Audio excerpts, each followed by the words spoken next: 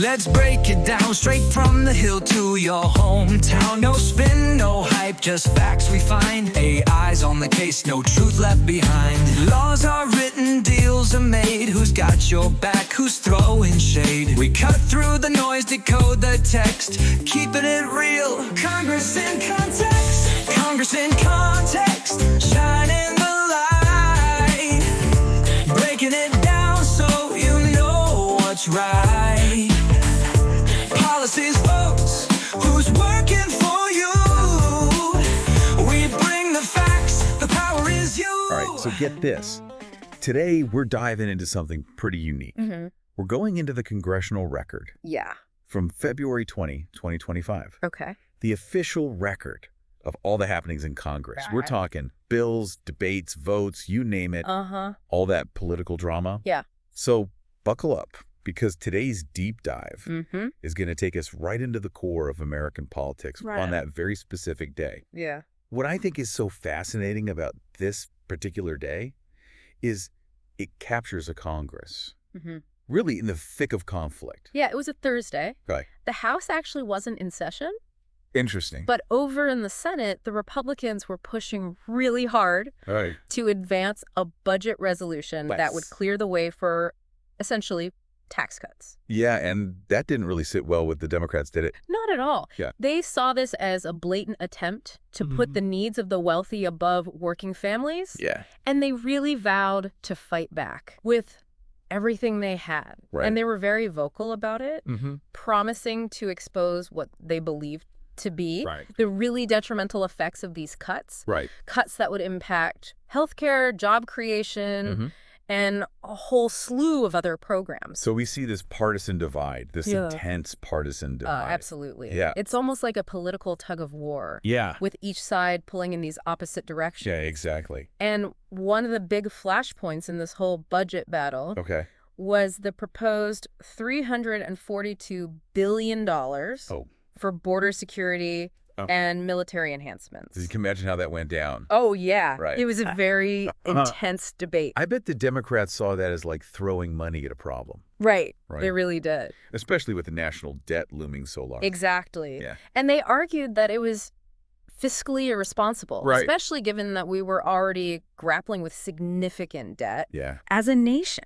Right. But the Republicans surely had a counter-argument. Of course. They had to. Yeah, they weren't just throwing money around. Right, exactly. They framed it as an investment in national safety and security. And they really stressed the importance of bolstering border security. And making sure the military was as prepared as possible. They saw it as a necessity. Exactly, to protect us from threats both internal and external.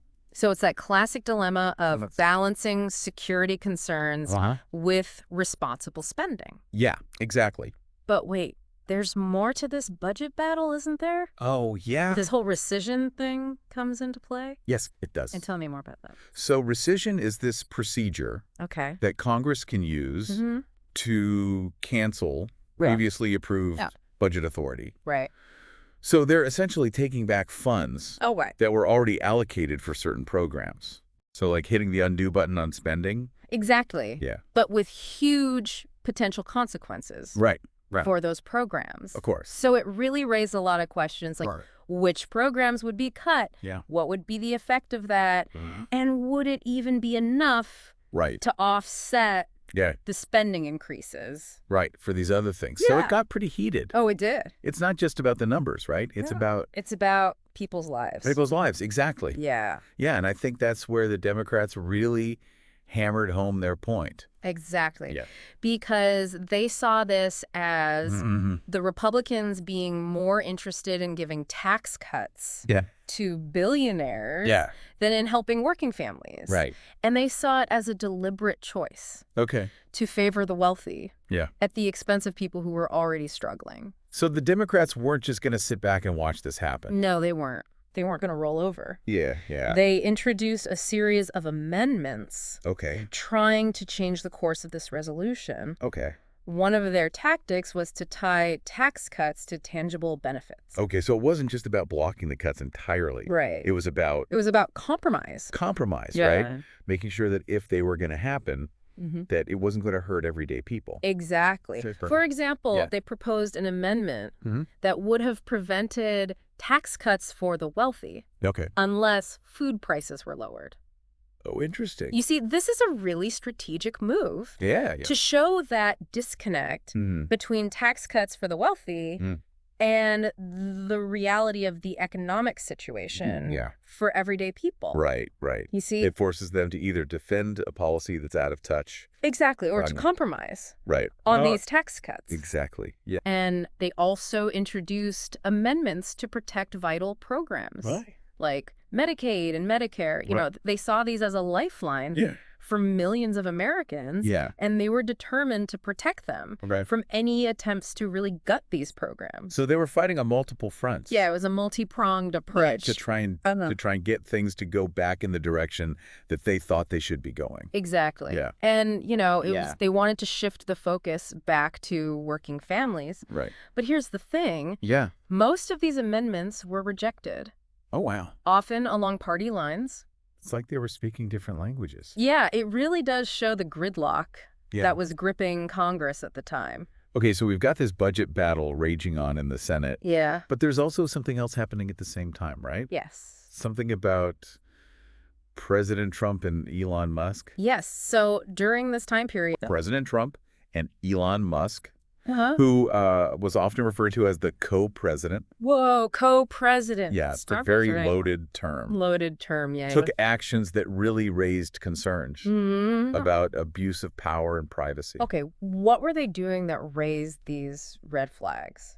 So one of the big concerns was this wave of firings of federal employees. And these weren't like typical personnel changes. There was a sense that these firings were politically motivated. And that the administration was trying to remove anyone who they deemed disloyal. Oh, wow. So it wasn't just about incompetence or performance. It was about loyalty to Trump and his agenda. I can see why that would set off some alarms. It did. Yeah. And the Democrats were very vocal about this. I bet. They argued that these firings were crippling essential services, that it was hurting families. And that it was creating a climate of fear. Within the government. I bet they had some pretty specific examples. Oh, yeah. They did. They pointed to dismissals in agencies like the FAA, the Federal Aviation Administration, which is responsible for air safety. The VA, which is in charge of health care for veterans. Of course. And even agencies involved in medical research. So they were saying, look, this is putting lives at risk. They were. Yeah. Absolutely. Yeah, like the government was being hollowed out from the inside. That was the perception. And then there was this whole issue of Elon Musk's access to data. Okay, that's where it gets interesting. What exactly did he have access to? So he was granted access to a trove of data from agencies like Social Security. Oh, wow. The Treasury Department. Okay. And there were even rumors that he might have access to IRS data. Hold on. So he had access to Social Security numbers. That was the concern. Financial records. Maybe even tax returns. Yeah, it was pretty alarming. That's sending chills down my spine. Yeah, I mean, people were understandably alarmed. Right. Because it was this unprecedented level of access. To very private information. Very sensitive data. Yeah. And there were a lot of questions about what he would do with it. Right. Would it be for political gain, personal enrichment? Who knows? Exactly. Yeah. So you have this budget battle with huge implications for government spending. Then you have this whole other layer of controversy with Trump and Musk potentially overstepping boundaries and putting privacy at risk. Like a political thriller. It kind of was unfolding in real time. And all of this is happening against the backdrop of the war in Ukraine, which was a major topic in the Senate that day. I can't imagine a war of that scale wouldn't be dominating conversation. Right. Yeah. Several senators had just returned from Ukraine, and they shared firsthand accounts. Okay, of the devastation and the resilience of the Ukrainian people. Those firsthand accounts must have been incredibly powerful. They were. They were incredibly moving. Right. And they fueled this passionate debate about the level and nature of U.S. support for Ukraine and what our role should be in countering Russia. I bet there were some pretty intense opinions on that. Yeah, there were those who really argued for continued and even increased military assistance. Okay. They emphasized the need to stand up to authoritarian aggression and to really defend democracy. Right. They felt that this was a defining moment for the U.S. Wow. A real test Yeah. of our commitment to freedom and our willingness to stand with those fighting for survival. It was about more than just Ukraine. It was about sending a message. Exactly. It was about America's values. Yeah. Wow. And there were others, often aligning with President Trump's views. Who were more skeptical of continued involvement. Okay. They questioned the cost and effectiveness of the aid, and they were worried about the risk of escalation. Of course, getting involved in a war with a nuclear power is incredibly risky. Exactly. And this wasn't just a theoretical debate. Okay. Because some senators were actually very critical of President Trump's stance on the war. Oh, wow. They argued that his rhetoric was undermining U.S. national security and that he was weakening our position globally. So it wasn't just about whether to give aid. Right. It was about how the president's words were being perceived. Exactly. Yeah. It was a very multi-layered debate. Right. With real implications for U.S. foreign policy and our role in the world. Yeah, it sounds like a lot of these conversations were happening against this backdrop of intense partisanship. Yes. Right. You mentioned earlier how most of the Democrat amendments were rejected along party lines. Yeah, it was a very stark illustration. Right. It paints this picture of a Congress that's deeply divided, unable to really find a consensus on these critical issues. It was very frustrating. Yeah. I mean, there was concern Yeah. that there was this erosion of constitutional norms. Okay. What were they concerned about when they said that? Well, they were worried about President Trump's actions, his disregard for the checks and balances that are supposed to limit presidential power. Right. And then his attacks on the free press, Right. his admiration for authoritarian leaders. Right. They saw these as signs that he was trying to consolidate power. Okay. And really weaken these democratic institutions. And silence dissenting voices. Yeah, essentially. Wow. So it wasn't just about disagreeing on policies. Right. Right? It was about something much deeper. It was fundamental. Yeah. And that's what makes this day so significant. Yeah. Because it wasn't just a snapshot of a budget battle or foreign policy. It was this reflection of this deeper struggle over the future of American democracy. Wow. And the values that underpin it. Yeah. And all of this happening without the House even being in session. I know. It's hard to imagine how intense it would have been. Right, if both chambers were fully engaged. Oh, I know. Yeah. But even without the House, it really gives us a glimpse into the state of American politics in 2025. It reminds us that democracy is this constant work in progress. Yes. Right, it's a delicate balance. It is. It requires vigilance, participation, and a commitment to these values that underpin it. Well said. And that brings us to another crucial aspect. Okay. This potential for a government shutdown. Yeah. It wasn't just a possibility. It was a very real threat. It was looming over these negotiations. It was. So let's talk about a government shutdown. Oh, okay. What does that actually mean? So essentially, a government shutdown happens when Congress fails to pass funding bills by the start of the new fiscal year. Right. And it wasn't just an arbitrary deadline. No. Okay. This had very real consequences Of course. for the functioning of government and the lives of millions. Right. It would cause chaos, disrupt essential services, impact everything from national security to research. Yeah, potentially. It's a big deal. And in this case, the fiscal year was coming to a close. Right. And the Democrats were putting pressure on Republicans to abandon their budget resolution. Okay. And instead to prioritize bipartisan funding bills to prevent a shutdown. So they were saying, look, we can fight about our differences later. Right. But let's make sure the lights stay on. Exactly. They wanted to make sure the government could function. Yeah. They felt that the Republicans' insistence on this budget resolution was an obstruction of responsible governance. Yeah. So basically they felt that the Republicans were willing to risk a shutdown. Yes. To achieve their political goals. They felt it was a tactic. Wow. To force the Democrats to accept cuts. It was a high-stakes game of chicken. Yeah, you could say that. How are the Democrats responding to this pressure? Well, they were adamant that they would not back down on their commitment to these programs. Okay.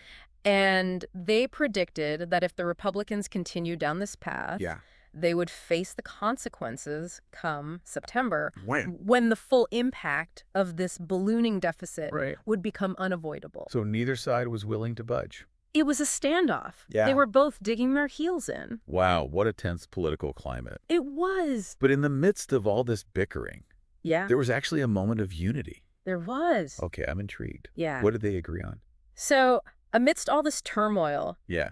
the Senate actually unanimously passed. Unanimously. Yeah, 3 resolutions that day. That's almost unheard of in this divided Congress. It was a moment of Yeah. bipartisanship. Okay, what were these magical resolutions? So the first one designated February 2025 Okay. as American Heart Month. Oh, It was symbolic, right. but it aimed to raise awareness Yeah. about heart disease. Okay, that's a cause that transcends political divides. Exactly. What about the other two? The second one Yeah. designated March 7th, 2025 Okay. as National Speech and Debate Education Day. Interesting. So they were recognizing the value of these programs Okay. and developing important skills for young people. So even in this hyper-partisan environment, Yeah, they could agree on the importance of education. right. Okay, what about the third one? The third resolution expressed support Okay. for National FFA Week. What is FFA? FFA stands for Future Farmers of America. Oh, cool. Yeah, it's an organization dedicated to agriculture. Okay, so even amidst all the debate about budgets and war, they took time to acknowledge the importance of agriculture. They did. That's pretty cool. And these resolutions, Yeah. while they were symbolic, Mm-hmm. they offer this glimmer of hope Right. that there are still some shared values Right. that can unite us. Yeah, it's a reminder that beneath all this partisan posturing, Mm-hmm. there's still this sense of shared purpose. Right. That we're all Americans, Yeah, right, facing these challenges together. exactly. Yeah, these moments of unity remind us Yes, that common ground is possible, it is. even when it feels like the political landscape is completely fractured. Absolutely. Yeah, it's a hopeful thought. Yeah. And one that we should keep in mind as we go deeper into this, Yeah. into these complexities and controversies Exactly. of this day in the Congressional Record.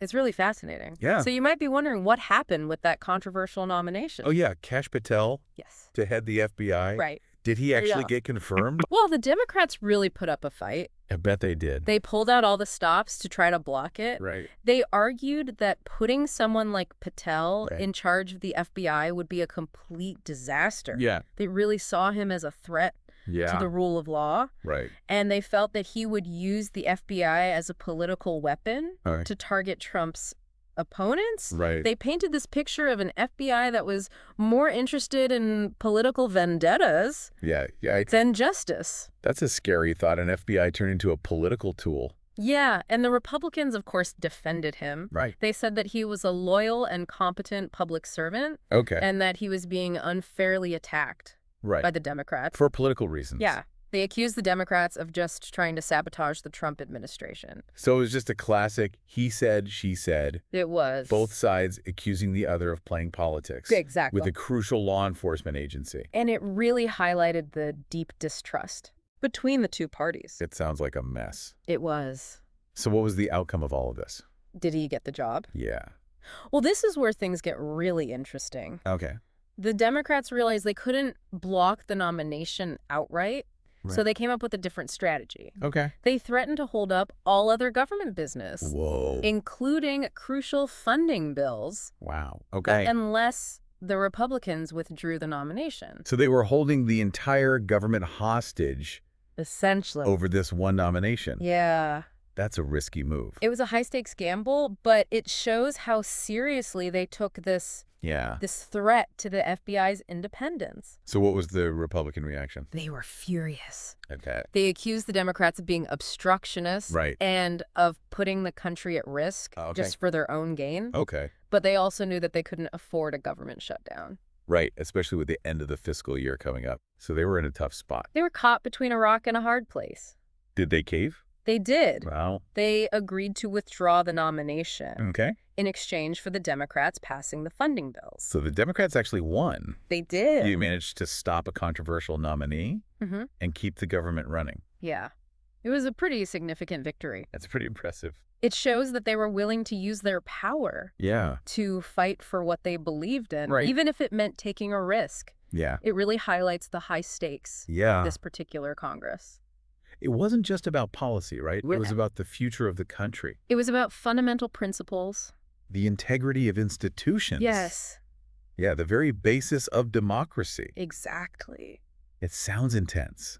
It was. That feeling that everything was at stake? Yeah. I imagine that really permeated a lot of these conversations. It did, almost every discussion. Okay. And that brings us to another issue. Okay. The $175 billion. Okay. The border security allocation to fund President Trump's executive orders about deporting undocumented immigrants. Right. This was a major flashpoint. It was. Right. Highlighting that deep division over immigration policy. Yeah, let's dig a little deeper into that. Okay. So the Republicans, particularly those aligned with Trump, argued that this funding was crucial to address the situation at the border. Okay. They said that the border was overrun by immigrants, by drug traffickers, criminals. Right. Painting a picture of chaos and danger. And they felt that Trump's stance was the only way to restore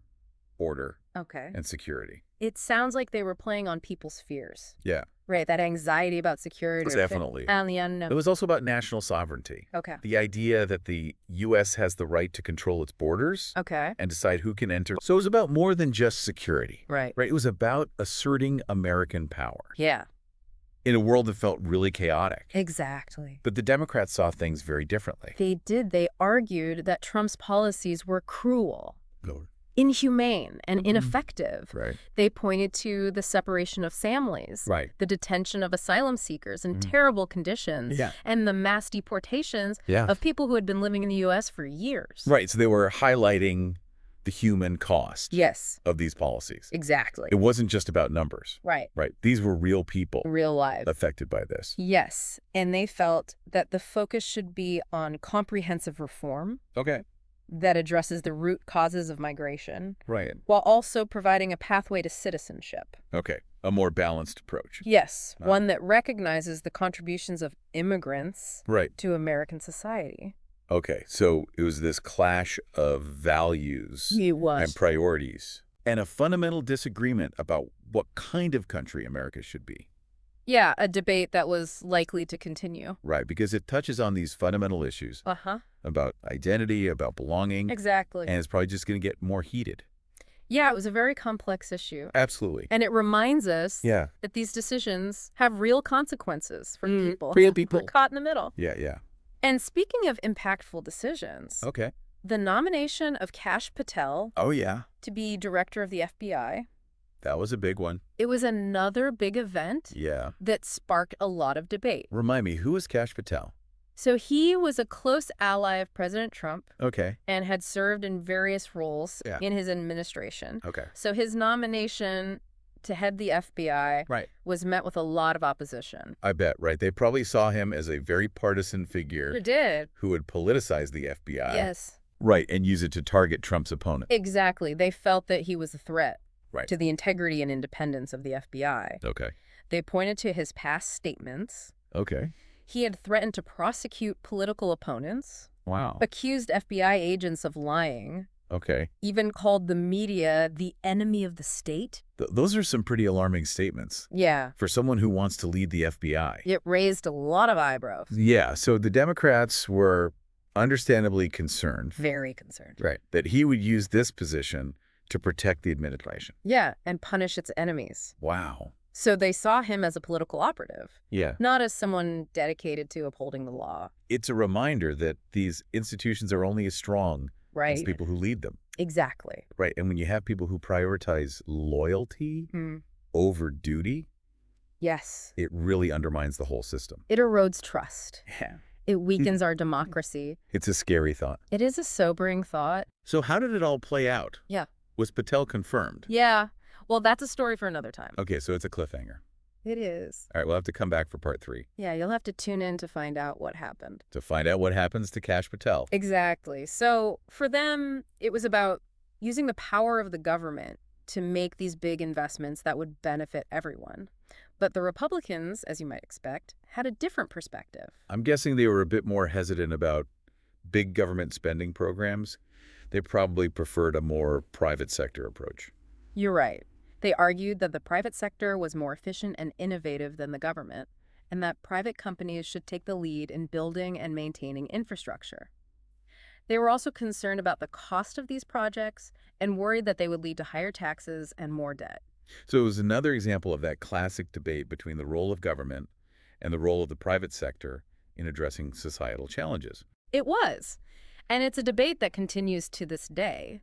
But what's interesting is that even back in 2025, there was a growing recognition that infrastructure was not just about roads and bridges, it was also about broadband internet access. Oh yeah, the digital divide, that's a huge issue, especially in rural areas where access to high-speed internet is limited. It impacts everything from education to healthcare to economic opportunity. Exactly.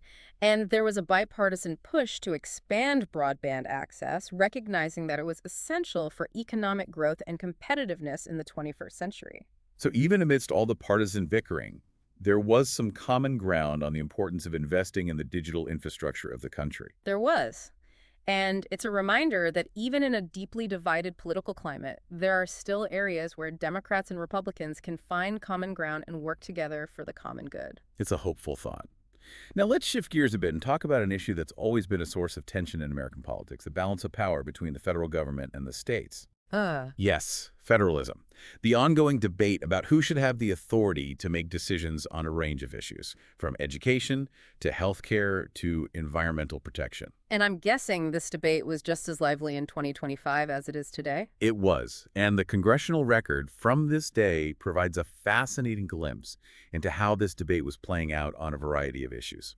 So give me some examples. What were some of the specific issues where this federal-state tension was most evident? Well, one example was the debate over Medicaid, the government health insurance program for low-income Americans.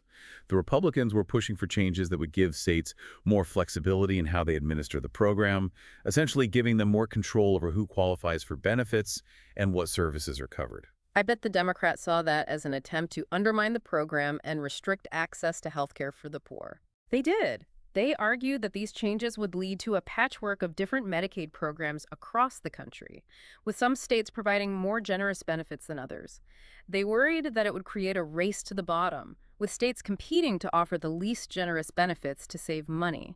So for them, it was about protecting the vulnerable and ensuring that all Americans had access to a basic level of health care, regardless of where they lived. Exactly. But the Republicans argued that states were better equipped to tailor Medicaid to the specific needs of their populations, and that giving them more flexibility would lead to more efficient and effective use of taxpayer dollars. So for them, it was about states' rights, about letting states experiment with different approaches and find solutions that work best for their citizens. It was. And it was a debate that reflected deeper philosophical differences about the role of government, the balance of power, and the best way to provide for the needs of the American people.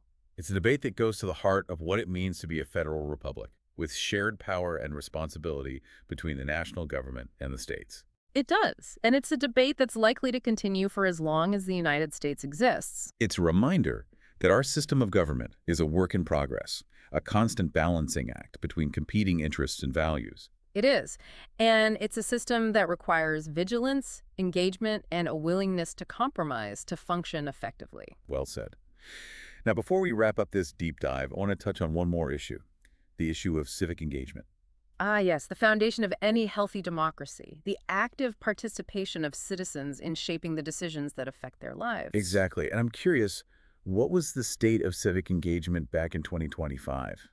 Were people feeling connected to their government? Were they participating in the political process? Well, the picture was a bit mixed. On the one hand, there was a lot of energy and passion around certain issues, particularly those that touched on people's core values and beliefs. I bet the debates over immigration, healthcare, and the role of government were particularly heated. They were, and they drew a lot of people into the political process, either through protests, rallies, or online activism. So there was a sense that people were paying attention, that they cared about what was happening in their government, and that they were willing to make their voices heard. There was, but there were also signs of disillusionment and cynicism, particularly among young people. Many felt that the system was rigged against them, that their voices didn't matter, and that the two major parties were more interested in fighting each other than in solving problems. I can see that. It's easy to feel that way when you see so much gridlock, so much partisan bickering, and so little progress on the issues that matter most. It is. And it's a dangerous trend because a democracy can't function effectively without the active participation of its citizens.